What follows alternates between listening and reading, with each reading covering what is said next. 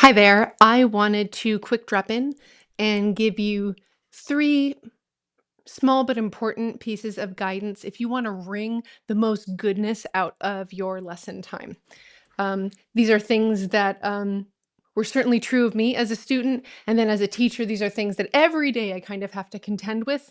And people who do these things are much easier to teach, and people who don't, we end up wasting a lot of lesson time because of the sort of odd byproducts that the undesirable behaviors kind of cause. So here we go. The first one, and this is huge, and this would have been so useful for me as a younger person. When an instructor offers a correction, especially a physical correction, take it on board immediately and keep it. Keep it for the rest of the lesson. Keep it for your subsequent practice.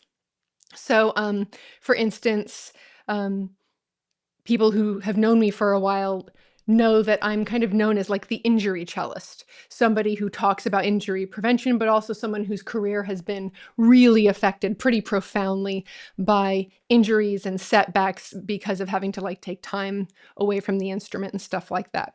If you are, by the way, if you're injured and you're watching this, there is hope. I did as many things wrong as you possibly could and kind of have things that were sort of congenitally primed me for being injured in the kind of way I have been.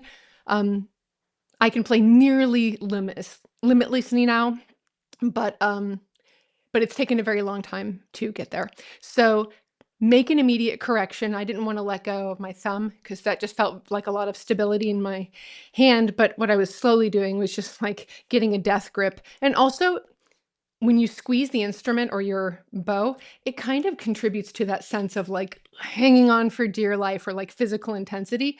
And we really don't want that kind of in the practice room with us, and certainly not in the lesson. So if there is a correction given, make it and keep it so that after we fix the extension and your hand opens like a fan and things feel nice and loose, then when they're like, okay, now let's see how you're doing on your etude and your extensions are all janky again, inside the teacher dies just a little bit.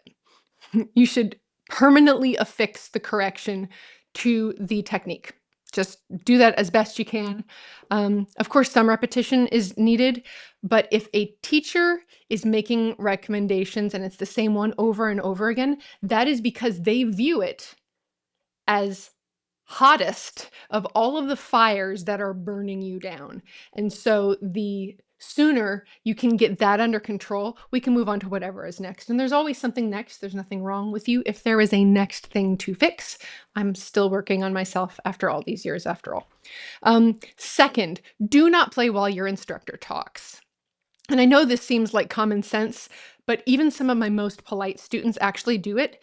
And what that tells me is that you think you know what I'm saying, and then you are not needing the rest of the sentence. And frequently, the stuff that you're playing over is like either additional context or even corrections on like what I'm seeing in your hand right there in that moment. So also you kind of don't realize this because if you haven't been to the conservatory, but it is incredibly gauche to to play or to talk over your instructor. I don't know if I would say that that's old school. I don't know anybody who enjoys that, right? You don't enjoy that when that happens to you in a professional environment. But for an instructor, it kind of makes me just like melt down a little bit inside because like you're paying me all this money to not listen. And usually it is because someone is enthusiastic and they're like, oh, I'm so anxious to try this thing. Or is it like this? Still, just stop. Let your teacher finish everything that they're saying. And then, by the way, it's usually best before you go and take your next, swing at whatever you were playing, actually kind of do that couples therapy thing where you're like, okay, I'm hearing you say this, just to make sure that you've like really taken it on board and that you're not going to waste any time kind of going down chasing things that the instructor never intended anyway. So that's second. And then the last one, these kind of all kind of feed into each other. Watch your instructor, not the music, unless they're saying, no, we're going to do this rhythm. Stare at the music while I give you the, 1E and a 2E or whatever. Most of the time, you should be watching your instructor for a couple reasons. First of all, if somebody's excellent player, you get to be in a room with an excellent player and watch what they do. Watch how they like address the instrument in general. Watch how their body changes when they're playing one kind of music versus a different kind of music. Watch what doesn't change.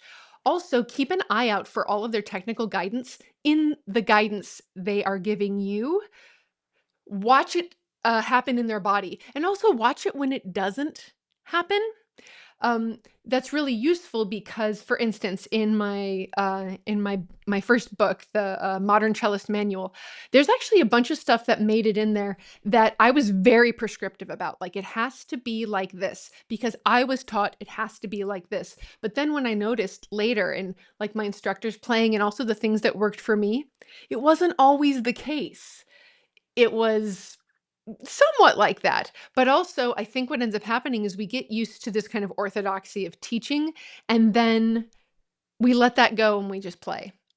And so over the last 20 years, I've actually tried to retrofit my teaching so that I can offer broadly applicable guidelines. And then, as different people's bodies require and different pieces of repertoire require and all of that, there's actually room. There's like 15% of like give here or there on, like, for instance, the roundness or the angle of the hand and kind of what different things are, like variations of things. Um, you should be watching cellists. Sorry, I'm making this like very cello-y. You should be watching people who play your instrument. Um, and you should also be like watching for things that seem extraordinary, like this, and I don't mean that, I mean that pejoratively. For instance, some of our top cellists, I'm not very good at judging violists and violinists in terms of like tension and like maladaptive technique, but on a cellist or a bass player, I can just see it because our hands assume this very similar posture. But there are some of the most famous, most wonderful musicians who are just beating the shit out of their hands. And it's one of those things where I tell my students, listen to them, listen to how thoughtful they are and how intentional they are. And you can even watch like, one of their hands, but not the other, because they might be able to make that work. Most of us, we cannot make that work. So the last thing I would actually say, it kind of in that same vein, is if you're sitting down and like you're watching a cellist whose technique you admire, who like you're like, I really wish I looked like that when I played, because good playing kind of has a look to it. You can always tell, for instance, like right when somebody's faking on TV, you're like, that would sound like a heap of garbage. You can just tell. So what and I even do this with myself because I'm still making small tweaks to my technique, because as Pablo Casals said, I think I might be able to get a little better. There might still be, a bunch of progress to make. Um, so watch somebody who you love and then record yourself playing something. And then watch yourself back without the sound on. The sound can be really confronting, especially if you're kind of, struggling through beginning or intermediate stages of things. That can be pretty brutal, but you actually get a lot of information from watching without the sound on. Because also sometimes what happens is you sound good or better than you think, and you think, well, then that must be right. And for me, I actually ended up sounding pretty good through the beginning of college, and my right hand was okay, but I was doing so much nonsense with my left hand. So just because somebody sounds great doesn't mean that the technique is actually working. It means that the technique is being purchased from your body at a very high cost. Whereas the technique that I try to teach my students, and conscientious teachers try to work with their students, is something that is sustainable. So it works for this measure and it works for the prelude to the sixth suite. It works for Popper number 1, and it works for the Prokofiev Symphonia Concertante. It just gets the job done. There's like a common foundation of like, these are the ways that the hand should look and feel as you play. And then we make little exceptions here and there as the repertoire gets spicy, or if a student like has a limiting factor or a disfiguring, or maybe they've got like Ehlers-Danlos and like they're super like hypermobile in their hands. Like, there's a lot of different things that we can do to customize your technique to how you play, but the foundational elements of it should be present in your teacher's playing. and in your playing. Might look a little different from person to person, but you should have a really solid idea of what those things are. Anyway, hope this helped. Have a great lesson. See you next time.